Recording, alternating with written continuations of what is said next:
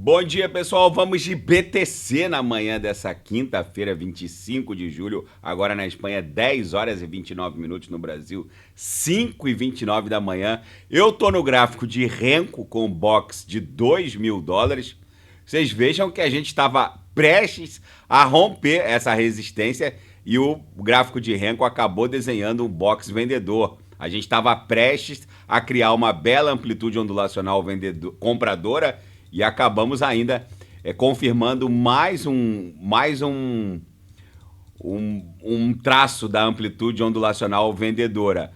Mas o que aconteceu? Na verdade, a gente está replicando essa movimentação que trouxe a BTC de $24.000 em direção a $64.000. Vocês vejam que antes da criação da primeira barra compradora, a gente titubeou duas vezes, desenhamos um box vendedor, depois um box comprador, depois um box vendedor e depois a BTC fez isso. Deu esse show. É isso que deve acontecer. A gente está encarando a resistência imposta pelo topo do ciclo anterior, já que a gente chegou a fazer a máxima em 68.450, recuamos, exatamente como aqui, depois entregamos toda essa sequência de boxes compradores. Então a gente está em vias de protagonizar uma bela pernada, uma bela ondulação compradora. Aqui no gráfico de 5 minutos, a gente segue acumulando, apesar de ter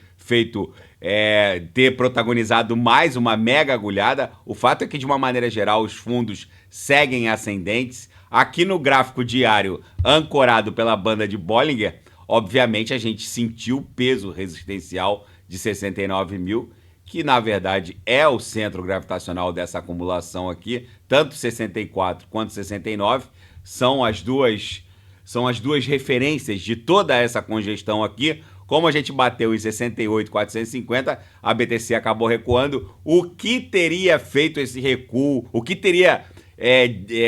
Qual teria sido o gatilho para esse recuo? Chegamos a fazer a mínima em 63.800. Já vou falar dos fatos. A Kamala Harris teria alegado e chamado o Bitcoin de dinheiro para criminosos. Já vou falar disso. Isso, na verdade, só vai turbinar ainda mais essa campanha eleitoral. Gente, na minha leitura, absolutamente nada mudou. Aqui no gráfico semanal, a gente já promoveu o rompimento ascendente. Apesar da violência dessa última queda, a gente só está buscando liquidez para acelerar aqui os motores em direção a $100.000. A pasta já saiu do tubo. Pode uma democrata como a Kamala Harris vencer, ou o Donald Trump, que é um embaixador, agora se autoproclamou um embaixador do Bitcoin, não importa. Qualquer presidente, democrata ou republicano que seja eleito, eles vão ter que regulamentar o mundo cripto. A pasta basicamente já saiu do tubo, mesmo com essas declarações hostis da Kamala Harris.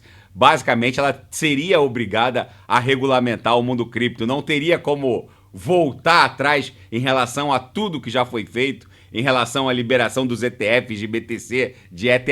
Basicamente, essas declarações como a de ontem, chamando o Bitcoin de dinheiro para criminosos, só aumenta a volatilidade, expande um pouco mais aquela congestão que está funcionando como uma grande mola, que quanto mais tempo ficar sendo espremida, mais violento será o pump espasmódico decorrente dessa congestão. Com mais violência nós buscaremos os 6 dígitos para a BTC. O principal fato foi esse. $100.000 pode ser alcançado muito mais rápido do que a gente eventualmente esteja prevendo. Diz um analista aqui da Daily Hold, é exatamente o que eu falei. Essa congestão está funcionando como uma grande mola. Quanto mais longeva for essa acumulação aqui no diário, principalmente, que está desenhando um grande padrão xícara alça ou uma grande bandeira de alta, quanto mais tempo essa congestão durar, mais violenta será a pernada em direção a $100.000. E a Rússia o parlamento russo aprovou o projeto de lei que autoriza pagamentos em Bitcoin e criptomoedas para quitação de transações internacionais. Agora, a BTC e criptoativos, de um modo geral, principalmente stablecoins, tem curso legal na Federação Russa para quitação de obrigações internacionais. A Rússia foi excluída do sistema SWIFT de pagamentos, então é uma boa alternativa às corporações que eventualmente queiram quitar suas obrigações internacionais é o uso de uma USDT, por exemplo. Enfim, na seara geopolítica, aqui esse freeze que os americanos deram nas reservas russas, quando a Rússia invadiu a Ucrânia e os americanos bloquearam 300 bi de reserva cambial russa, eu reportei que isso era um grande tiro no pé dos americanos.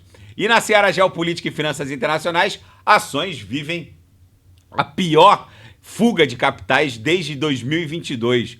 Basicamente, já saiu da Nasdaq mais de $1 trilhão.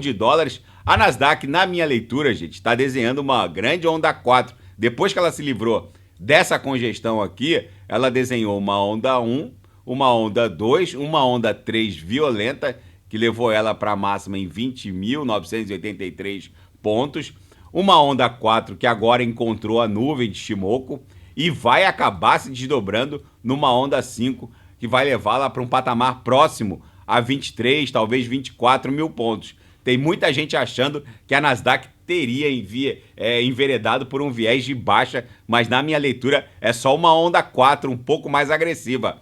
E essa correção da Nasdaq drenou $1 trilhão do índice Nasdaq 100.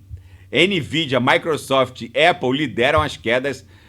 Enfim, uma hora isso aqui ia ter que corrigir. Existe uma correlação entre a expansão do mundo cripto e a Nasdaq, de uma métrica que vai de -1, que seria uma correlação de inversão completa, ou +1, que seria uma correlação total.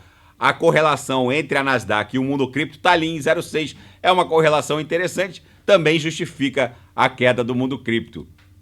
Ainda na seara fática, forças de Israel recuperaram corpos de 5 reféns na faixa de Gaza.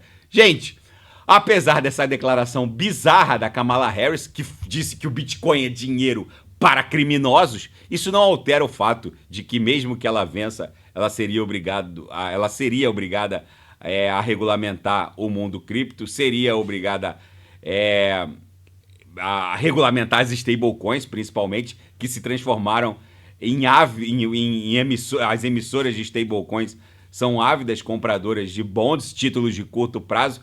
Enfim, a gestão Harris seria obrigada a regulamentar o mundo cripto. Apesar da violência dessa queda, na minha leitura isso aqui só estende um pouco mais a nossa acumulação, só espreme ainda mais essa mola que vai acabar explodindo em direção a 6 dígitos. Daqui a pouco eu volto com ETH, Binance Coin, Atom, Kusama, Polkadot. Quem quiser sugerir, é só colocar nas mensagens abaixo. Grande abraço, até daqui a pouco.